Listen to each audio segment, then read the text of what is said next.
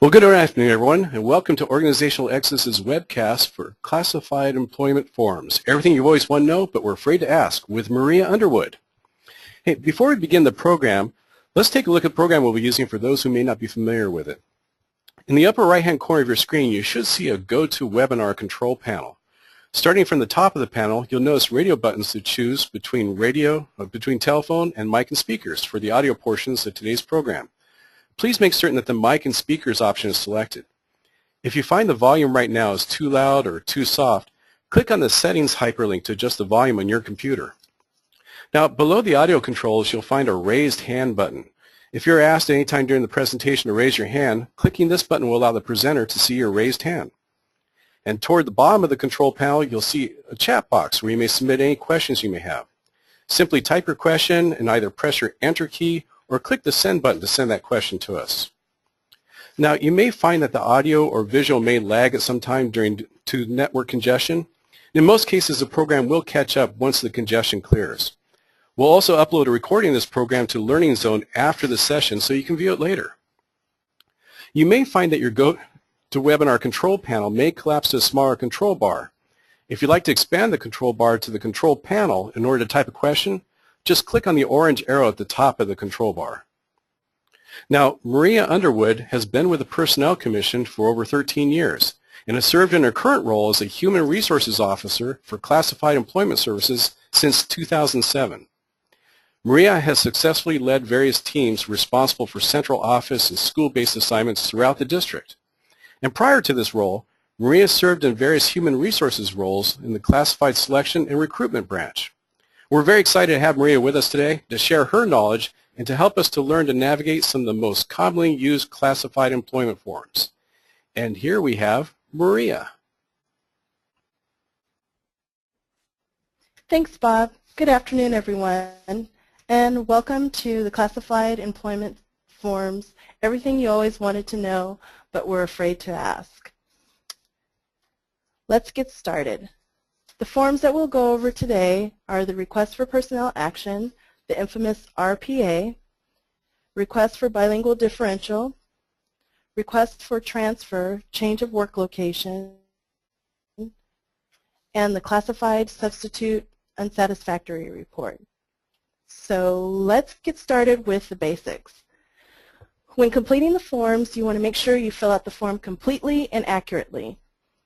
When you're looking at the form and the employee is completing the form, make sure you have their full name, person ID, which would be the employee number or the PERNer, the actual classification, job name, for example, office technician, actual classification or job code, for example, 24102828, or most people know it as 2828, the hours of the assignment, location, location code, and the position control number. The position control number you'd obtain from your fiscal specialist. And remember, this is not the budget confirmation number that you would get from coffee. So just a reminder to you and the fiscal specialist, you need the actual position control number. Also on the form, you want to make sure you have the appropriate signatures and site contact information just in case the assignment tech has any questions. So, key information regarding the RPA. The RPA is a dual-purpose form.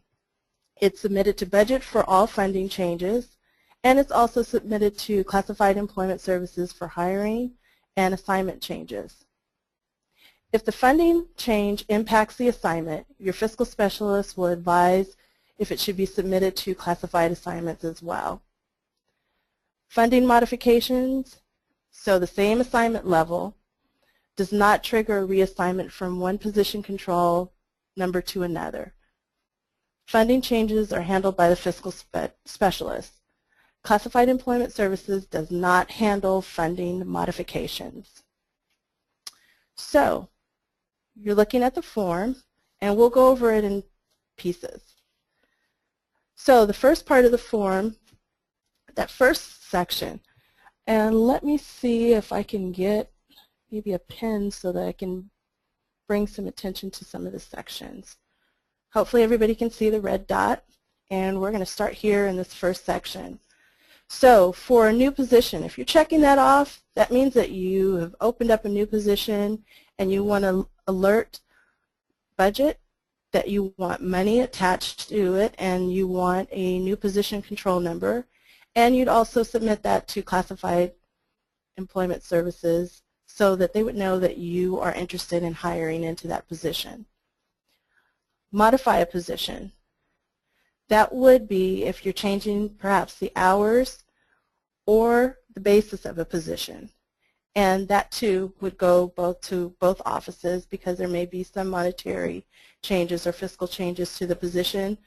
But for the most part, Classified Employment Services would need that information so that we can change the assignment. Delimiting the assignment, that would be about, let's see, calendar changes, and any time that you're doing something with the assignment, perhaps changing it to a relief position, you would delimit the assignment and check off this box. Continuing a current position, that is purely a budget box. You check that off, submit it to Budget Services, and usually that's what your fiscal specialist would do, and that would go directly to Budget Services. Defunding a position, that too would go to budget. Again, Classified Employment Services does not handle any of the funding issues. So let's move down to position title. Here is where you want to make sure that you specify the correct title of the classification, be it teacher assistant, a classified relief position, or another classification. If you're using this for an alternate job title, go ahead and check here where it says support services, and then you want to list the job title here along with the job code. So the next section, employment assignment funding information. You want to list your new hire's last name, first name, personnel ID or employee number, the beginning and end date of the assignment, and if it's ongoing, you don't need to complete that section. The job code. Differential would apply if there would be a shift differential or a language skills differential. Hours per day, so that the assignment tech would know exactly how to write the assignment. Calendar option, let's say if you're at a school site, you have an early start calendar, or if you're at a central office, you have an options calendar. The from org unit name and to org unit name usually are used for classifications where they exist in large divisions. So they would be moving from one cost center to another. The comment section, that would be the section that you would want to communicate any notes, any special instructions to the assignment tech regarding the assignment. So when the person reports to the location, if you want the assignment tech to give specific information, you would put that information there in the comments. Let's move on. Okay, the budget and payroll reporting information.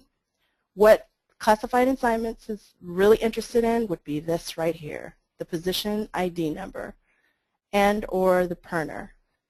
The in place of section would be if someone retired from the position and now you're backfilling the position and you can list the name there. But the position control number is really important because that's how we process the assignment. The requested by section is your section. This is how we get in contact with you if we have any questions. So you want to list your site name, your local district, north, south, east, west, ISIC. Your principal would sign, print name so that we know what that signature is, telephone number, your email address, date, your name, and telephone number. And again, this information is so that we can contact you with any questions. So let's move on to request for transfer, change of work location. Okay, some key information. Request for transfer form is an employee request to have his or her name added to the transfer list for their current classification. And the next point is very important. because there's lots of confusion around the request for transfer form. Submitting a request for transfer form does not trigger an automatic transfer. The employee name is added to the eligibility list, so when a site or an office requests the eligibility list, they may request transfers. At that point, that's when the employee's name would go out for that specific area. Next point would be about the administrator and their authorization. The request for transfer is a right of the employee. Therefore, a request for transfer cannot be held or disapproved. Additionally, there are deferral time limits that are specified in the collective bargaining agreement, and we'll look closer at that as we move through the form. So let's get to the form. So of course, you want to make sure that you have the person's name, employee number, their address, business phone, which would be their site phone number, and home phone number. Usually it's a good thing to have them list their cell phone number as well if that's the best way to contact them. Again, an accurate job title, the actual classification. Many times the role of the employee dictates what that person is called at their site, which may not specifically be their classification. But we do need that classification, and if you have the job code, putting it there will definitely expedite things. Current working hours. You want to make sure the employee puts their current working hours and what they're available to work. Should their name go out on an eligibility list, we want to make sure that we're matching them with the correct site. We may find an area or a site in the area that they've made themselves available. However, the hours may not work, and if we know that information, then we know that up front, and we don't then match up and then find out later at the time of the offer that they can't work those hours. Availability information, which would be the assignment areas, and they correspond with the former local district configuration. So the assignment areas are 1 through 8, and then central would indicate the central offices. For school sites, you want to make sure that the employee doesn't put specifically that they only want to work at one school site, where they list the school site. There's a reason that there's no line there. Writing it in the margin or putting it on the side or sticking a Post-it on it is not going to work. We go by the assignment areas, so they need to indicate which assignment area they're interested in. The second section would be for the M&O classifications, which are specific to BGW, Buildings and Grounds Worker, School Facilities Attendant, and Plant Manager. And then, of course, the signature of the employee and the date. The next section is for the administrator to acknowledge really when they are able to release the employee. So releasing the employee on a regular assignment means that they're agreeing to release within the 14 calendar days. Deferral would be according to the deferral periods for the collective bargaining agreement. And each collective bargaining agreement has its own time limits. And later on, when we get to the second page, we'll go over those, and I'll give you some things that you can actually write notes so that you know which classifications those apply to. And it looks like we have a question from Cynthia. How do they know what number area puts them in? On our website, on the Personnel Commission's website, we actually have maps.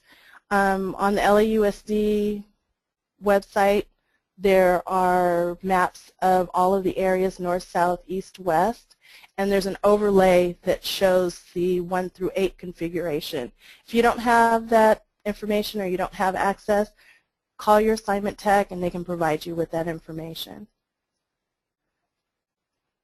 Okay, so going back to the deferral. The deferral period is specified by the collective bargaining agreement, and when we get to the second page again, I'll go over that and you guys can write in the margins so that you'll have it for future reference. And then at the point that the administrator is interested in deferring the transfer, they would indicate here with the date, I'm unable to release this employee until that date, and the reason for the deferral. Signatures. So here's where your administrator, your principal would actually print their name, title, sign off, and date it. The branch director or ESC administrator signature is only needed in a very specific instance, and I'll go over that a little bit later. So now we're on to the second page, or the back side of the form. Everyone's always familiar with the front side and forget about printing the other side, but my recommendation would be that the second page of the request for transfer would be something as an office manager that you would want to print out, make some notes, and have it available for reference, so when your employee comes to you with questions, you know exactly what to tell them. Also, if your administrator has questions about the deferral period, and I will jump right to that. So for the deferral periods, let's start off with Unit B, which is the first one here. There's no deferral period, and these would be the classifications of instructional assistants, your ed resource aides, your ed aides. There's no deferral period. Unit C would be food services, your buildings and grounds worker, housekeeper, if you're at an early ed center, school facility attendants, so a lot of your maintenance and operation classifications. Unit D would be your clerical and any of the CSEA represented classifications. Unit E would be the trades, plumber, electrician. Unit J, usually these are the M&O, like the area office supervisor or your complex project manager, and some of the ITD management classifications. Unit S, of course, Teamsters. You all are familiar with that. And that deferral period would be up to 6 months. And then Unit A and H would be for our police department. As far as the transfer requests, I'll go over A first. All the transfer requests must be submitted by the current administrator. So that would be the sending, what we refer to as the sending.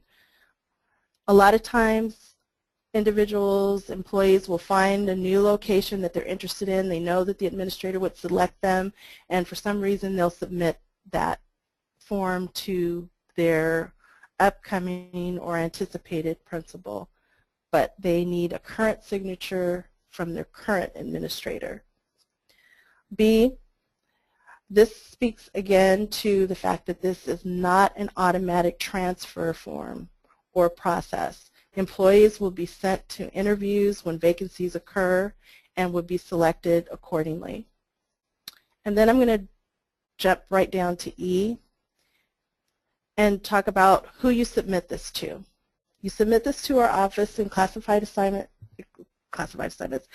Employment Services branch, and you would actually send this directly to your assignment tech. Your assignment tech is the person that would process this and go over that and make sure that they have all the information that they need. So when sending it, if you're sending it through school mail, put attention, your assignment tech. If you're faxing it, put your assignment tech's name on it.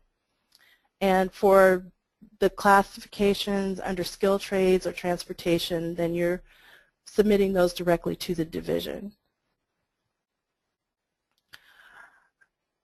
This middle section where the please note, I really wanted to bring this out because we should always remind our employees to keep their personnel or their personal profile information current, and they can take care of that by logging on to the single sign-on, and I just wanted to make sure that we highlight that.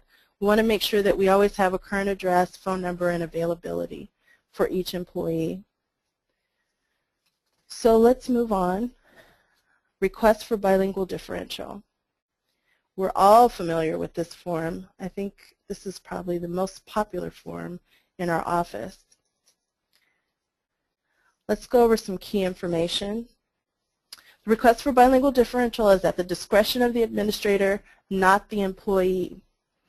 In my role, you would be surprised as to how many of these requests we get directly from the employee and the administrator knows nothing about it. And it's important that everyone understand that it is at the discretion of the administrator because it comes out of the site budget.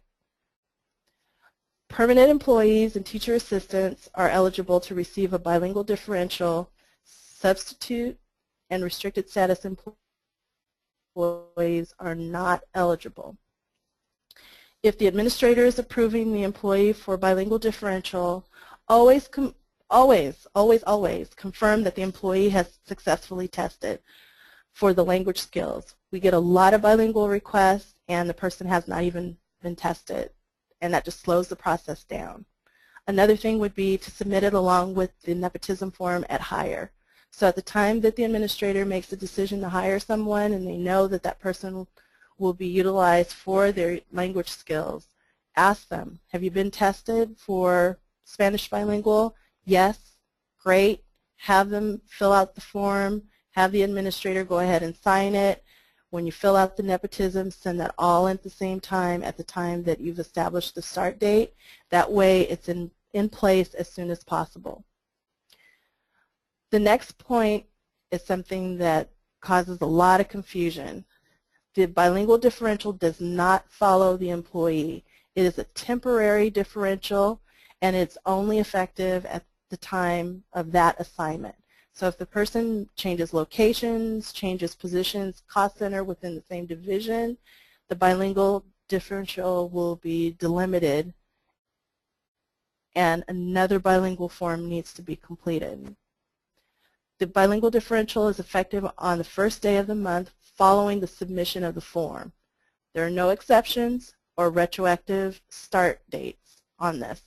And again, the reason for this is the bilingual differential funding comes directly out of the school site budget. A request for bilingual differential will not be processed for a classification when a language skill specific classification exists for the same class. And the example that I gave was the parent resource assistant versus the parent resource assistant Spanish language. The parent resource assistant Spanish language actually has the bilingual differential built into the classification. So that's why we would not attach it to just the generic classification. So if you know that you have that, you want to talk to your assignment tech, tell them, hey, we need to change this classification because my administrator has decided that they would like to have someone that has Spanish skills.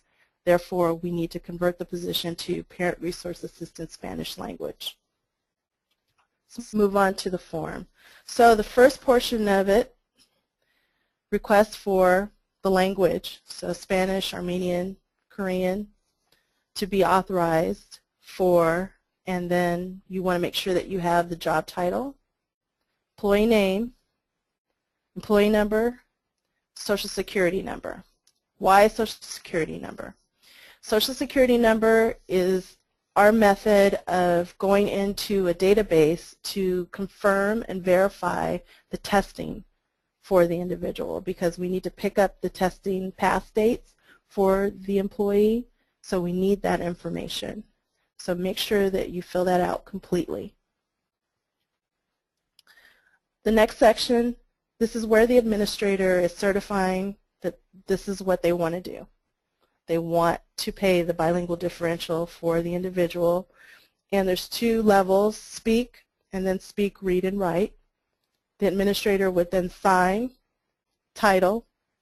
And if you know that your administrator has a creative signature, you might want to go ahead and print their name on the side because that usually helps us out. Sometimes we can't read it and we don't really know, and we don't know whether or not, you know, the guy next door signed off on it. So just makes it a little bit more clear for us as to who is authorizing it. Work location and the ESC. We want to know the ESC because that helps us route here in our office, and because we know you guys want to get these processed as quickly as possible for your employees, it's always good, and then that way we can get it routed to your assignment tech as quickly as possible and make sure that you place the date on the form as well.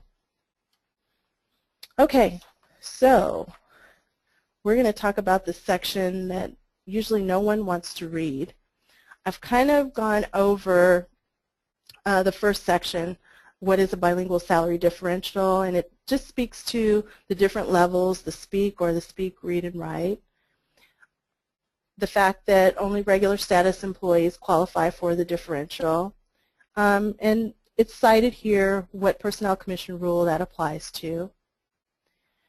We talk about prorating, but that really gets into payroll issues, and that wouldn't be something specifically that our office would handle. And then also just reiterating the fact that the bilingual differential is temporary, and they get it as long as they remain in the position.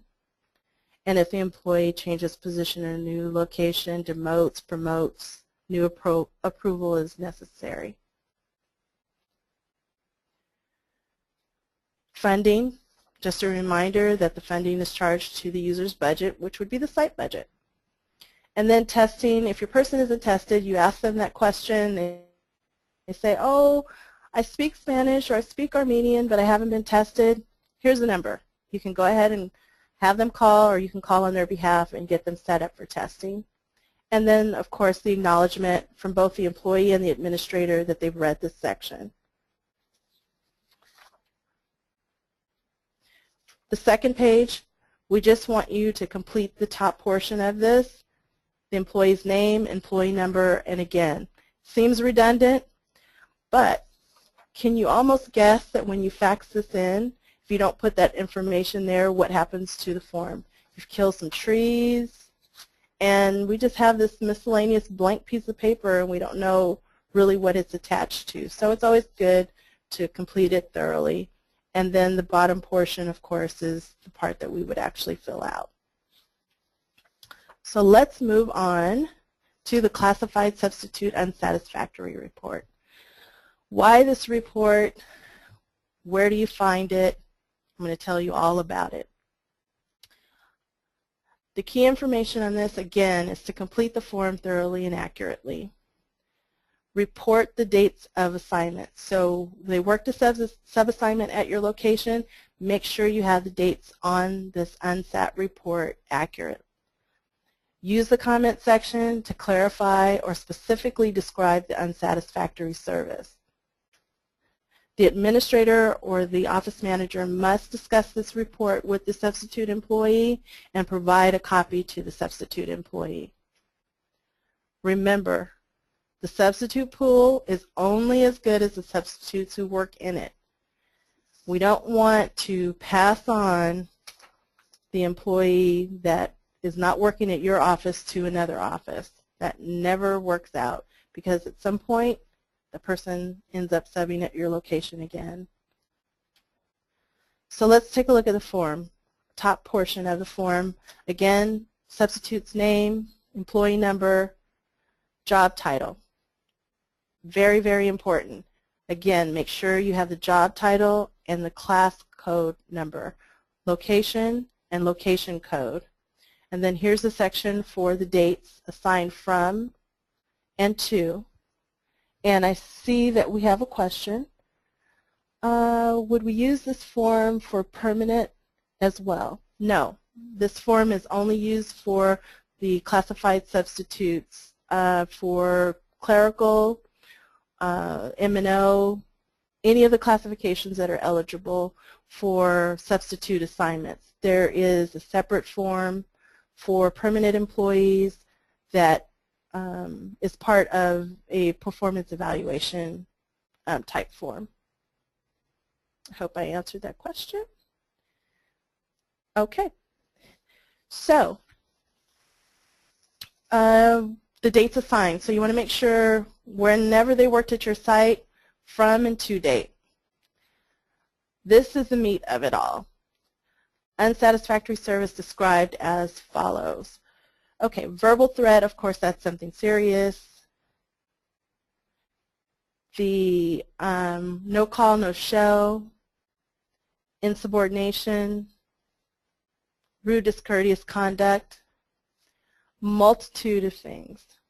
Other, all we ask, all I personally ask for, because I am the person that would review these should the employee decide to appeal, is that you be very specific, because when they have questions or they're stating their case or they disagree with it, I need to be able to communicate that my understanding of what actually occurred at the location and why it's unsatisfactory. So this is my supporting document as a human resources officer when the appeal comes in. So should the employee indicate or should you indicate that they had excessive tardiness? Excessive, chronic, whatever you want to call it. If it was incompetence, to give you an example, I had an NSET come in and they wrote in there that they instructed the employee to make copies of a flyer for a mailing to parents. And the employee copied the back side, which made the paper blank. They stuffed it and they mailed it. That helps me. So when the appeal comes in and they say, oh, well, they didn't give me the right information and they gave me a blank form, I can't refute it. So give me as much information as you can. If the person violated site policy, cite the site policy. If it's not something that's district and it's specifically to your site or specifically for, let's say, M&O, cite the policy so that I can ask questions later and get a copy of that, and I can go over it with the employee should he or she appeal. Recommendation section. Okay, this section is only a recommendation. So if you check off the box, dismiss from employment, please, please, please advise your administrator that this does not make the employee go away from the district. So, you know, they can't just believe that once they check this box, this is the end all, and that means the employee is gone from the district. There is a process, and usually there's an appeal process that the employee goes through before that actually happens. So it's just a recommendation. This is where you or your administrator would say, this person is just so incompetent, I would never even want them to work anywhere in the district. And that's your recommendation. And then, of course, do not assign to this location, which in most cases that's what it is. But again, please take time to think about this when you fill it out, because if it is a recommendation, dismiss from employment, basically what you're telling me and any HR officer is that this person doesn't need to be in the subpool. And the only way I'm going to know that, and the only way we're going to get these people out of the subpool, is that we report anything that would not be up to standard for the district. If you have any questions, of course, call your assignment technician, or you can call me directly. Once you've completed the form, you would fax it to the fax number that's listed there. Again, make sure that you have all of your signatures and your dates. So the section to the employee, I want to go over that again to reiterate that the employee, substitute employee, does have appeal rights. So when the employee disagrees, they have appeal rights to the Personnel Commission. We review it, and then we make a determination on whether or not the employee is dismissed or pulled from the subpool. The next section, again, reminder to the supervisor, make sure that you complete the form thoroughly, discuss the report with the substitute employee, and provide him or her with a copy. It's very, very difficult when I'm reviewing an appeal and I'm asking for information from the employee, or the employee is surprised that they received our letter saying, you know, that it's been recommended that they be removed from the subpool, and I'm making the recommendation, and they say, well, why? What happened? I don't know anything about what you're saying. And then I have to go and research and find out that the employee wasn't even aware. Someone filled out the NSAT report and sent several of them in, and the employee was none the wiser. So please make sure that it's discussed and a copy provided to the substitute employee. So let's wrap. So again, to make this process go fast, it's about completing the forms accurately, making sure that all the pertinent information is on the form and getting it to the assignment tech that's responsible for your location. So make sure that the employee number is there, the PERNer, the actual job name and job code, location, location code, position control number. Make sure you get the appropriate signatures, and make a copy for yourself. Keep a record of when you submitted the form. That always helps out just in case. And then also provide site contact information either on a fax cover sheet. If you email it, then we have it. But just in case we have any questions so that we can proceed. Resources. The forms discussed today are all on the PC website, and I've just kind of outlined exactly how to get to them. And it's under the quick link section at the right hand of the web page, and all the forms are there, ones that we've gone over today and others that you may be interested in. And when in doubt, always contact your assignment tech. They can answer any questions and help you navigate the website. And if you don't have their direct number, you can always call our general contact number, which is the 213-241-6300. All right, thank you, Maria. On behalf of Organizational Excellence, we'd like to thank all of you for participating in today's webcast. We'd appreciate if you'll return to the Learning Zone to fill out a program evaluation, which you'll find under your My History tab within the Learning Zone. And while you're there, look for our future webcasts by searching for the keyword webcast in the Learning Zone. Also check out our just-in-time training topic pages at www.oetraining.net. Thank you for attending, and we'll stay around for a couple of minutes in case anyone has any additional questions.